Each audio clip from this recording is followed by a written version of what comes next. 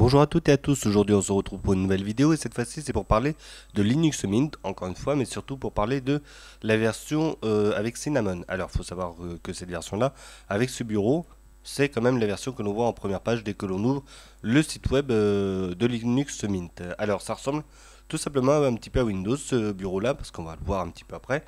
Il y a donc un menu qui est un petit peu différent de Windows 10, donc là on a des tuiles ici, mais on se retrouve avec un menu qui ressemblera un petit peu à ce que l'on a connu sous Windows 7, entre guillemets. Voilà, donc même si c'est un petit peu différent, on verra après. Là, on a les applications, ou plutôt la zone de lancement des applications, donc pour que ce soit plus rapide à lancer. On l'aura aussi sur Linux Mint, et là, de ce côté-là, l'heure, la date et tout, plus les notifications qui seront à droite. Donc, pareil pour ça.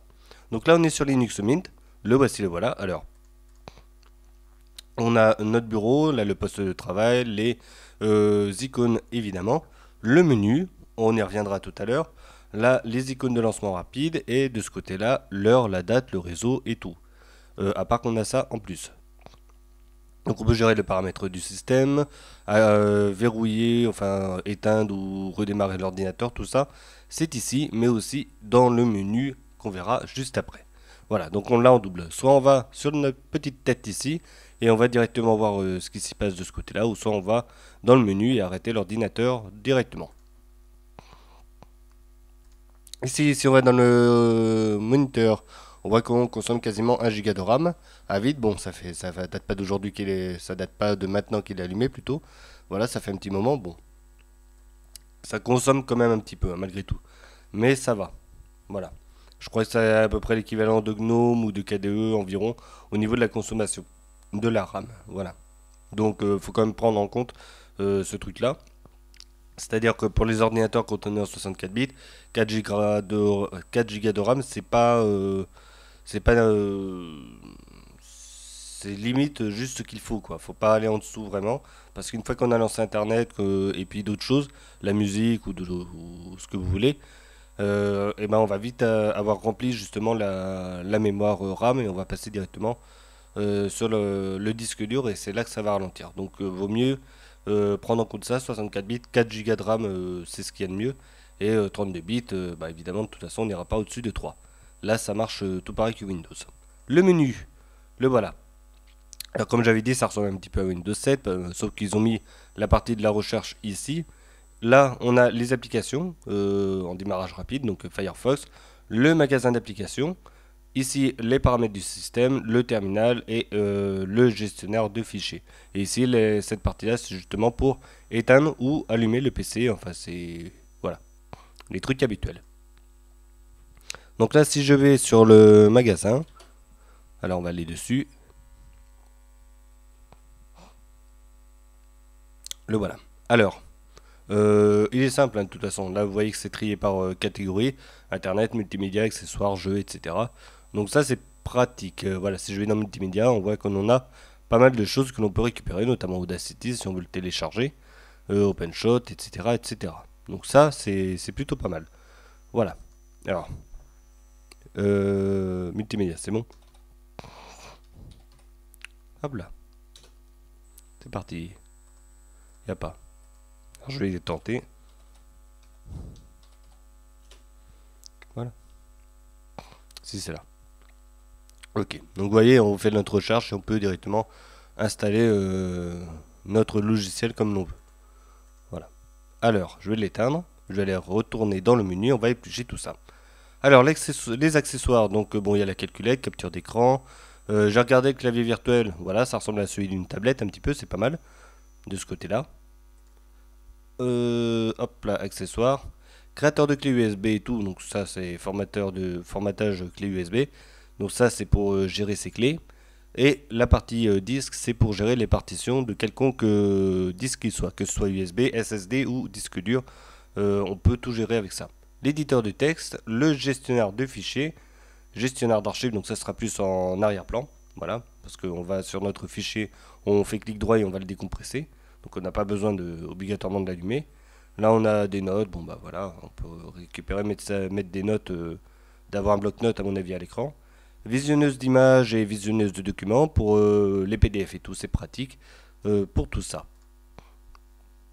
Alors là, vous voyez, gestionnaire de fichiers. Alors là, c'est Nemo. Je vais aller dessus. Hop. Voilà, vous voyez bien. Et si je fais CTRL T, évidemment, ça nous ouvre les onglets comme d'habitude. Voilà. Si on va dans les préférences, donc on a les préférences habituelles. Hein, je vais vite, hein, de toute façon. Voilà, la barre d'outils. Enfin, il y a tout qui se trouve ici. C'est bien, on a même une petite animation. C'est assez sympa. Voilà. Maintenant, la bureautique, on a LibreOffice. Bon, bah LibreOffice, hein, tout le monde connaît. Voilà. Hop. Donc là, c'est la version 5.1.6.2. Voilà. Après, si je fais ça, voilà, on voit que c'est vraiment quasiment dans les dernières versions. Les icônes, c'est celles que l'on connaît actuellement sous LibreOffice. C'est justement tout plat et tout. Donc, c'est plutôt pas mal. Graphisme, on a GIMP qui est là, ou GIMP, c'est vous qui voyez. Le scanner et Pix que je vais ouvrir, c'est tout simplement pour gérer ces images. Donc c'est une bibliothèque d'images, on peut les stocker et tout. Et puis après on peut tout voir ici de ce côté-là. Donc c'est plutôt pas mal. Ensuite, Internet. On a la messagerie instantanée qui se trouve là. L'email, Firefox, c'est transmission. C'est pour télécharger des fichiers en P2P. Notamment pour partager des fichiers entre nous, etc., etc. Bon, normalement on connaît bien. Son et vidéo lecteur en multimédia, on a VLC qui est là et Rhythmbox qui permet de faire pas mal de choses, écouter la musique évidemment, que ce soit en local ou sur internet. Et après, administration, bah, c'est tout ce qui permet de paramétrer un peu tout ça. Voilà, on a le gestionnaire de pilote, on a tout ça. Et on a la partie des préférences, où là justement on va aller se mettre dessus directement pour voir la suite. Voilà. Alors voilà comment c'est fait. Donc on a la partie apparence, préférences, matériel et administration, avec évidemment tout ce que l'on veut de ce côté-là pour paramétrer un peu le système assez simplement. Enfin assez simplement, ça dépend sur quoi on va bien sûr. Si on va ici par exemple gestionnaire d'alimentation, c'est assez simple de ce côté-là. Voilà, on voit que l'écran s'éteint à partir de 10 minutes, etc., etc. Là on a la partie effet, fond d'écran, on peut le changer, on peut changer les thèmes aussi. Donc on a pas mal de petites possibilités, ce qui est plutôt pas mal. Voilà. Donc bah justement, je vais changer un peu le fond d'écran, mais il est assez austère celui-là. Donc là, hop là, je vais réagrandir. Vous voyez tous les fonds d'écran qui se trouvent là. C'est plutôt pas mal. Voilà. On a tout, on a tout, on a tout. Image, non, on n'a rien sur image. Bon, je vais mettre celui-là. Allez hop. Donc, voilà pour ce qui est des applications que l'on peut trouver ici. Donc c'est assez simple hein, de toute façon à utiliser et tout. Donc c'est pratique. Ça je vais l'éteindre, on n'a plus besoin. Je vais retourner là-dessus. Alors un petit dernier truc aussi. Les thèmes, je n'ai pas été dessus. Donc là on peut changer l'apparence de nos fenêtres. Voilà, c'est bien. On peut le mettre plus ou moins plat. Bon personnellement je vais le laisser comme ça. Là je peux changer les icônes. Donc là je suis bleu en bleu mais je peux changer et tout. Et là ça met vert. Si je remets ça, ça met bleu de ce côté-là. Pareil pour les boutons, je peux changer. Donc ça c'est bien aussi. Je vais mettre en bleu aussi. Allez hop, c'est parti. Et là le bureau, bah, je peux changer et en télécharger sur internet. Donc voilà, donc là on est sur la bibliothèque en ligne. Voilà ce que l'on a ici. Vous voyez, il y a pas mal de... Alors je vais l'agrandir un peu. Il y a pas mal de thèmes qui sont disponibles. Là on a faïence. On peut aller dessus, on check le bouton ici. Et après on n'a plus qu'à installer directement à partir de la bibliothèque en ligne. Donc ça c'est bien aussi. On peut faire notre petite recherche. Après si je fais Windows par exemple, vu que ça y ressemble pas mal, là on peut voir qu'on a le thème de Windows qui est disponible. Voilà. Donc ça c'est pas mal. Alors, on va appliquer le thème. Hop. Et là vous voyez en bas, ça a changé. Pas le thème des fenêtres, mais le thème du bureau, parce que c'est en deux parties. Alors, si je reviens ici, hop. Donc comme je disais, on a la partie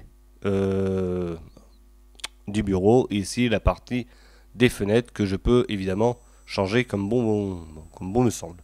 Après, pour aller récupérer le reste, c'est sur internet, il faut absolument récupérer le tout. Je crois que c'est Gnome Look qui doit prendre, ou normalement. Et ils ont, oui ça, ils ont une partie avec Cinnamon où justement on peut récupérer des thèmes et arranger aussi nos fenêtres. Donc ce qui est plutôt pas mal de ce côté-là aussi, hein, quand même. c'est beaucoup mieux. Donc c'est pas totalement simple, hein, c'est pas ce qu'il y a de plus simple, c'est en deux parties. Si je change de bureau, on n'aura pas tout qui va changer. Après, on a la partie des fenêtres. Là, on est sur un look qui ressemble plus à Apple qu'autre chose, même si c'est pas le nom de, c'est pas ce nom-là que l'on a. C'est Greybird exactement le thème.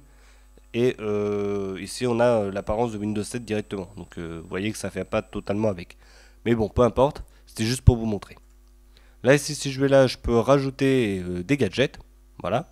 Donc là, par exemple, je vais rajouter la météo. Hop. Bon, je le bouge après. Il y a quoi d'autre calendrier, je rajoute ça aussi. Et voilà. Là.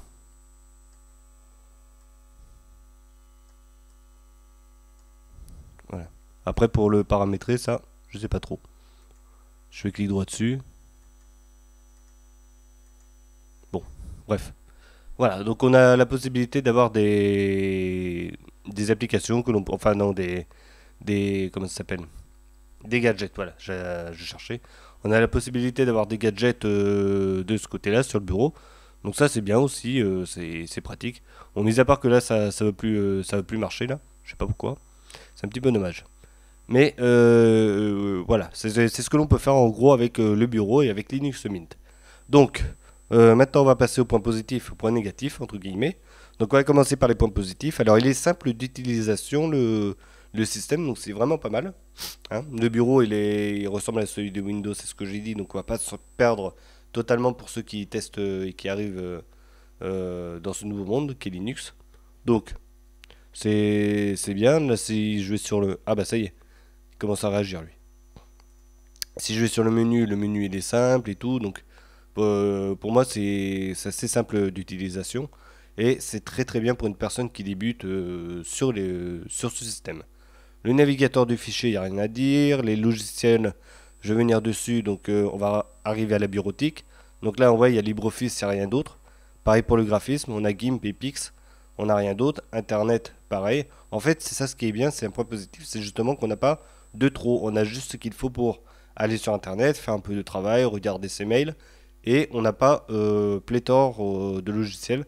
On n'a pas trop de logiciels parce que je sais qu'il y a des distributions Linux qui justement mettent un paquet, ils se disent allez hop, on met au max et après on n'aura pas besoin de retélécharger après. Seulement le problème c'est que c'est vachement plus lourd comme système et il faut quand même le porter. Pareil sur son et tout, donc là on a VLC, Rhythmbox, ah j'ai pas été allumé celui-là. Voilà, il y a un lecteur multimédia en plus, bon après c'est pas non plus très grave, voilà, mais on voit que c'est épuré, il y a juste ce qu'il faut pour faire ce que l'on a à faire, voilà. Et de toute façon après on a le magasin d'applications qui se trouve là si on veut directement chercher d'autres choses. Audacity, Audacious, comme vous voulez, c'est voilà, c'est pratique pour ça. Donc on a juste le nécessaire et hop, euh, on aura le système de disponible. Alors c'est pareil sur toutes les versions de Linux Mint, que ce soit du Cinnamon, du XFCE, du KDE, parce qu'il y a d'autres versions. Ça va être exactement pareil. On va éplucher le menu, on va retomber sur à peu près les mêmes logiciels bureautiques et tout. Et on n'aura pas beaucoup de logiciels, juste ce qu'il faut pour que tout fonctionne. Voilà, c'est tout. Donc ça c'est pratique. Voilà, quoi d'autre en point positif? L'autre point positif, c'est qu'on est sur une base Ubuntu, donc de ce côté-là, on va être tranquille pour télécharger les applications. Ce seront quand même, en gros, les applications assez récentes, que ce soit LibreOffice, GIMP, tout le reste. On sera tranquille. Pour télécharger les applications en dehors, donc sur Internet, on est sur des paquets en Debian, DEB, donc c'est pareil, ça va être très simple d'installer tout ça. Et ça, c'était très bien aussi. Voilà. Et après, je crois que j'ai fait à peu près le tour sur les points positifs. Ah, si vous voulez, les thèmes, voilà, vite fait. Pour dire que c'est bien paramétrable et qu'on peut bien le personnaliser comme on veut. Même si, malgré tout, il faut quand même trafiquer un petit peu dedans. C'est pas énorme, mais il faut quand même le savoir.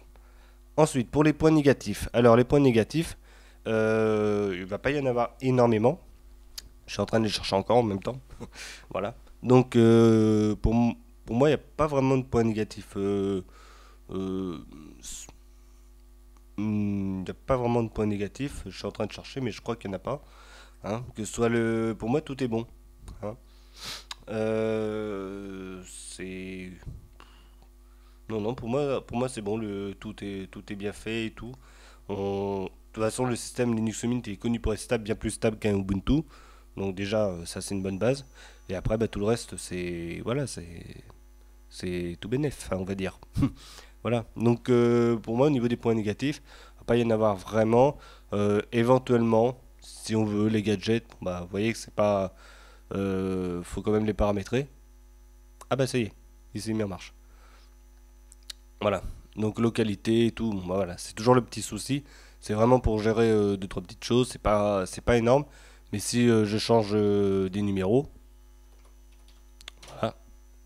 Alors, je sais pas où est-ce que c'est, mais alors si je mets Limoges, voilà, ça je vais faire. Non, il trouve pas. Non, c'est vraiment un code spécifique qu'il faut prendre. Voilà.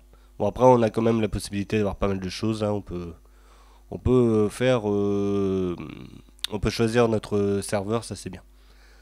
Donc, pour moi, c'est juste. Voilà, entre guillemets, vite fait, le point faible, c'est qu'à chaque fois, pour paramétrer, bon, faut quand même trafiquer un petit peu, que ce soit pour les thèmes, pour les gadgets ou des choses comme ça. C'est pas non plus extrêmement dérangeant, mais il faut le savoir. Voilà.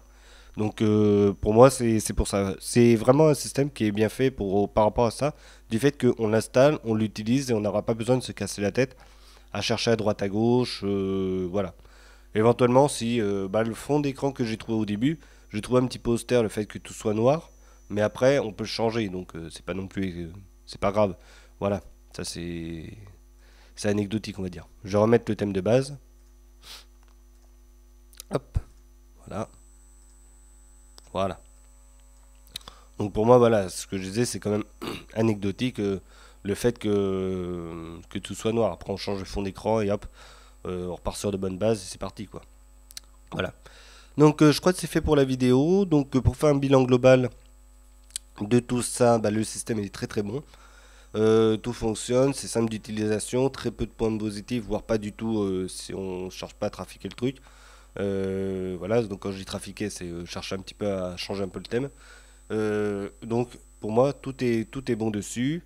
C'est facile d'utilisation, ça s'intègre très bien. Une fois qu'on a téléchargé les mises à jour, tout est en français obligatoirement. Voilà. On a toujours un système qui sera à jour dans tous les cas. Donc là, je sais que j'ai des mises à jour qui sont en attente déjà. Voilà.